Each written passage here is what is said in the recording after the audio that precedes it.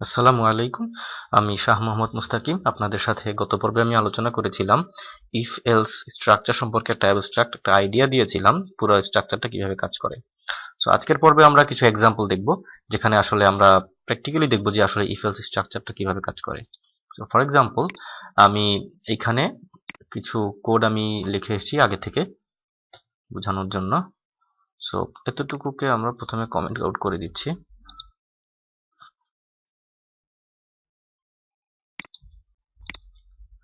So ধরে নেওয়া যাক আসলে এই কমেন্টের ভিতরে লাইনগুলো আসলে নাই, এগুলো আমাদেরকে আসলে একটু কল্পনা করে নিতে হবে।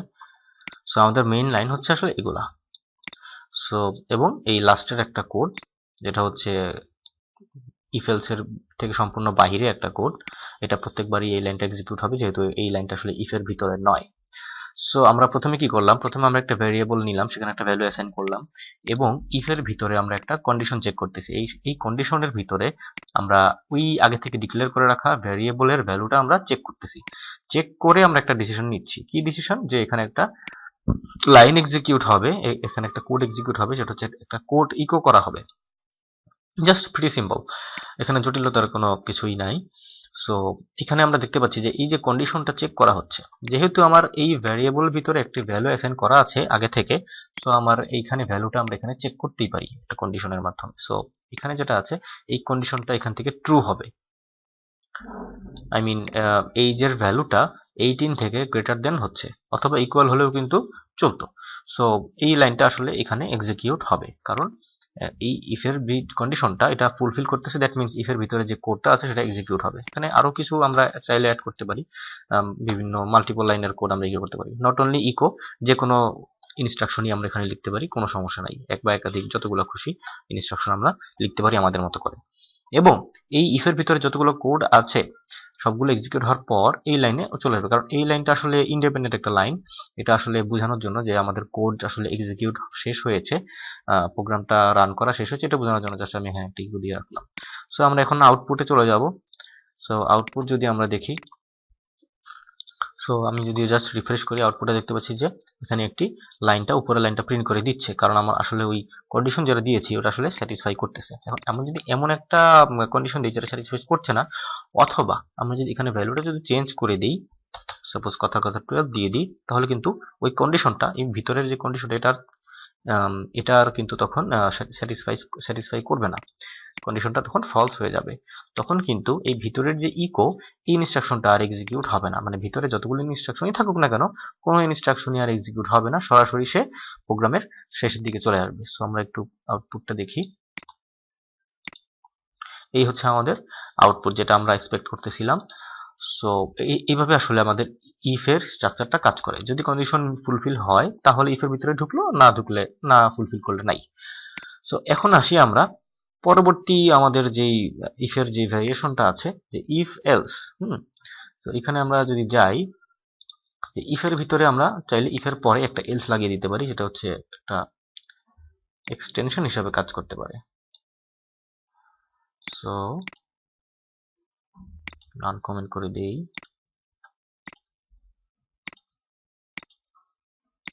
ওকে, সো এখন আমরা দেখব যে যদি সে ইফের ভিতরে, যদি সে ইফের ভিতরে না ঢুকে, আই মিন ইফের কন্ডিশন যেটা আছে সে যদি মিথ্যা হয়, তাহলে তাকে এলস এর ভিতরে ঢুকতেই হবে। এলস এর ভিতরে যে কোড সেটা সে ঢুকতেই হবে।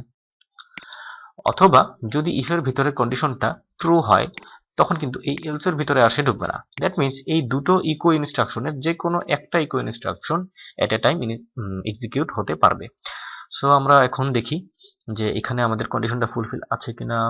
18 আছে, so greater than 18 no. So আমাদের আসলে এখানে যেটা প্রিন্ট হবে সেটা আমরা আসলে দেখিনি। এখানে কি প্রিন্ট হচ্ছে? You R child. সো পরবর্তী যেই ইকোটা এটা আসলে প্রিন্ট হচ্ছে, কারণ এখানে এই কন্ডিশনটা ফুলফিল করতেছে না। আমরা যদি এরকম একটা ভ্যালু দিয়ে দিই যেখানে কন্ডিশনটা ফুলফিল করে, কি দেওয়া যায়, লাইক 40 দিয়ে দিলাম, বাড়িয়ে দিলাম। সো এখন কি হবে, উপরের লাইনটা এক্সিকিউট হবে। সো আমরা আউটপুটে দেখি উপরের লাইনটা সে এক্সিকিউট করে দিয়েছে। সো এট এ টাইম যে কোনো একটা লাইন এক্সিকিউট হচ্ছে। সো হয় ইফের ভিতরে ঢুকতেছে অথবা এলস এর ভিতরে ঢুকতেছে, যে কোনো একটা। ওকে, সো এরপর যেটা আমরা দেখতে পারি যে এই এলস এর মধ্যে এবং এই ইফ এবং এলস এর মাঝখানে আমরা আরো কিছু ইফ এলস লাগিয়ে দিতে পারি। সরি, এটা এলস ইফ হবে।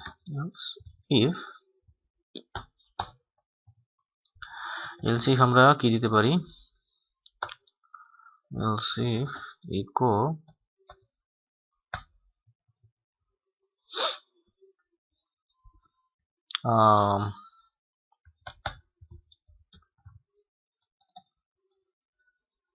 eligible for NID।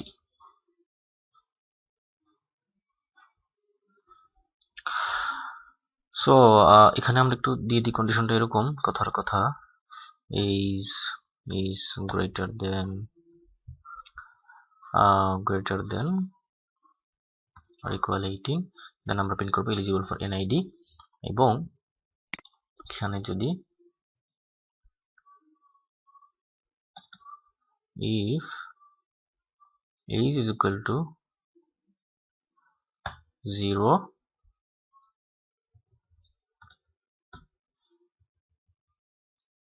that means you are dead। So প্রথম কন্ডিশনটা আমরা দেখলাম যে এইজ এর একটা ভ্যালু আমরা চেক করতেছি, যদি 0 হয়ে যায় তাহলে একটা প্রিন্ট হবে, ইকো ইনস্ট্রাকশন রান করবে। আর যদি এটা এই ইফ এর ভিতরে সে যদি না ঢোকে, এই কন্ডিশনে যদি ফলস হয়, তাহলে সে এই এলস ইফ এর ভিতরে ঢুকে এই কন্ডিশনটা চেক করবে। যদি এই কন্ডিশনটা চেক করে তাহলে তাকে এনআইডি কার্ড দেওয়া হবে এবং এই ইকোটা হবে। আর যদি এই কোনোটাই আসলে সে ফুলফিল না করে তাহলে এই নিচের লাইনটা এক্সিকিউট হবে। সো আমরা দেখে নিই এখানে আমাদের এই ভ্যালুটার উপর ভিত্তি করেই আসলে আমাদের এই এলস ইফ এর যে লজিক গুলো এগুলা ম্যানিপুলেট হবে। সো আমরা আউটপুটটা দেখে নিই।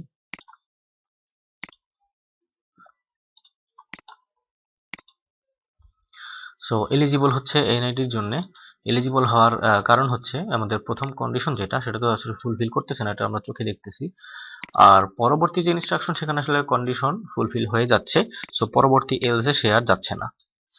সো আমরা যদি এখানে ভ্যালুটা কমিয়ে দিই, লাইক 12 দিই, তখন কিন্তু অন্য লাইনটা এক্সিকিউট হচ্ছে, ইউ আর চাইল্ড।